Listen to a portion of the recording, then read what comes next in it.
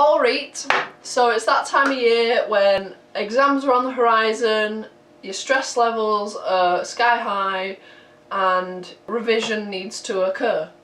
So today I thought I would tell you 4 steps to success in terms of revision. So let's get cracking. So the first thing you need to do is to get organised, and to do this you can do it with files. So this is my biology file and I'll just show you how I organise it. So we have all the different lessons in order. So we've got 7, 8, 9, 10, etc, etc. This helps me organise the different lessons into each pocket wallet. Another example would be my geology one. So again, we've got each lesson in a different pocket wallet.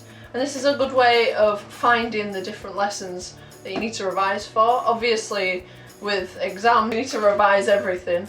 So it's a good way to keep organised in that sense. Another good way to be organised is with like little folders like this. So with lessons, like this has got my last few lessons in it for chemistry in it.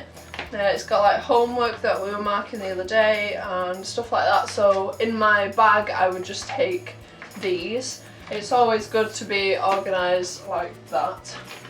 Another way to keep your revision notes organised is in a notebook like this one. That was the first topic of biology, and for each one there is a thing and there's some notes on the thing. So, oh, pardon my phone. But yeah, a revision book is a good way of keeping organised. A really essential way to keep organised that I think everyone at different school levels should have, like high school, college and university, is a planner. So in here I've got all the homework set and all the reminders. So I've got like geography, we got told all the different tests and exam dates. Same with geology over here. I think a planner is really good. You may be thinking, how's it good for a revision? Well, it's got the exam dates in it, so you know what your time limit is basically. Okay, step 2 is methods of revision. Now, different things work for different people. So, a good method is past papers and questions, like class questions. So we've got a little booklet of, there's 2 past papers in here. We've also got some questions in a booklet. So working through questions is a good way to practice how you answer the questions in the real exam. So the marking points and stuff like that. So past papers and questions can be a really good way of revision. Another way is by mind maps and spider diagrams. So this one I made today actually. This is about this booklet. So this booklet is quite thick and I was able to condense it onto one piece of paper. Now, a good way of revising off this, obviously you can highlight it like I have, coordinate and colour code it basically. Colour coding is a good way. What I can do with this is I can stick it on the wall in a place like next to the kettle or something, so that every day I can see it and I read bits off it and I remember it, and that way it gets into my mind quite easily. You can also just have it with you at all times and just be able to like read it at any time and just keep going over it, all the different marking points, and it's a good way of revision like that. Other ways to revise include posters and lists and flowcharts and revision cards and other such things. But yeah, different techniques of revision work for different people. The third step is time management. Now that is really important.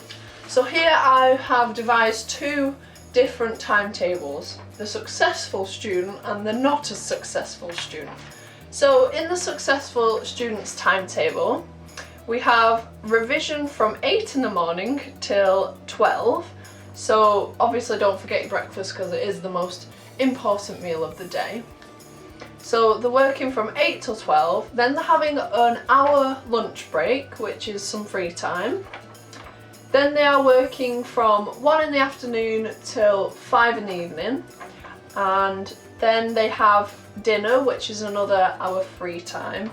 And then from 6 o'clock in the evening they have free time up until they go to bed at about 10 or whatever. So in this timetable you have 8 hours revision, 6 hours of free time and 10 hours of sleep, which is quite a lot of sleep. So you could actually have it as 888 if you were to give 2 hours from sleep into your free time. But basically, 10 hours of sleep is plenty of sleep. It might even be too much sleep. But in this, you can see that the revision almost balances out with free time. Free time is really important when you're revising, so that your brain doesn't frazzle, doesn't overload, and that you can concentrate. Say you work better in the morning, so it's good to get up early. I know it's probably going to kill you. I know it will be with me because I'm starting tomorrow with this timetable. Getting up early in the morning, going to bed early, with lots of free time and lots of revision. It's a good way to become a successful student because your brain isn't on overload. Now, the not a successful student is probably me at most times. So this student is sleeping in until 12. Some of you may be able to relate to this. Without having breakfast, which is not healthy.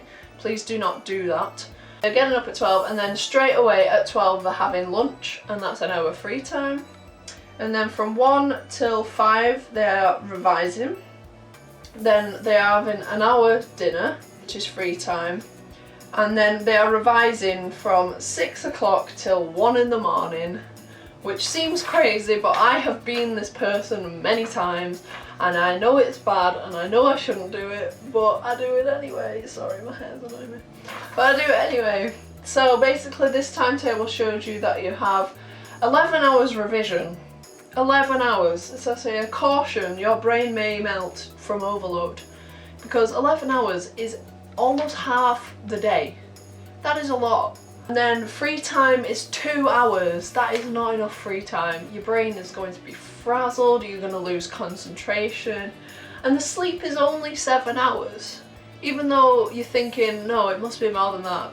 No, you're sleeping more in the morning than in the evening. So 7 hours, which is not as much as the successful student. Getting up late, you're gonna feel groggy and tired throughout the whole day. You're not gonna be able to concentrate as much, and that's usually why people revise for like way too much when they've got up late in the morning, because, well, in the afternoon in this case, because they think like, oh, I'm not done enough and all this, but actually they need to get up earlier.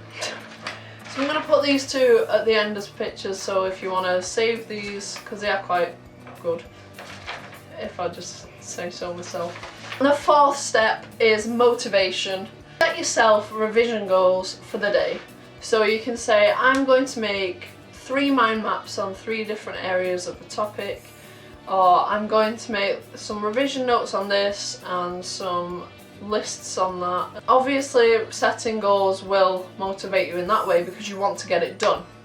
If you do get it done, don't forget to treat yourself, because you need to think it as a positive thing. If you set too many goals, you're not going to be able to, you know, get your goal. You're not going to be able to treat yourself. You're going to feel bad about yourself because you're not able to do that, and then you're going to feel down and you'll just get on a downward spiral, and that's just not good. So don't do that. Please set realistic revision goals for the day. Another way is positive self-talk. Now this may sound so stupid, like looking at yourself in the mirror like, you know this, I can do this, I'm gonna do it, I'm gonna get my goal. May actually work for you. It may work for other people, it's just different people respond to different things. So positive self-talk is always a good thing. I hope them tips helped in some way. Please don't burn yourself out. Please don't cram at the last minute. Please do, you know, maybe follow that amazing timetable that I came up with. Please don't be the not as successful student, because I know that you'll do well. Like, comment and revise, my friends, and I will see you in the next video. Bye!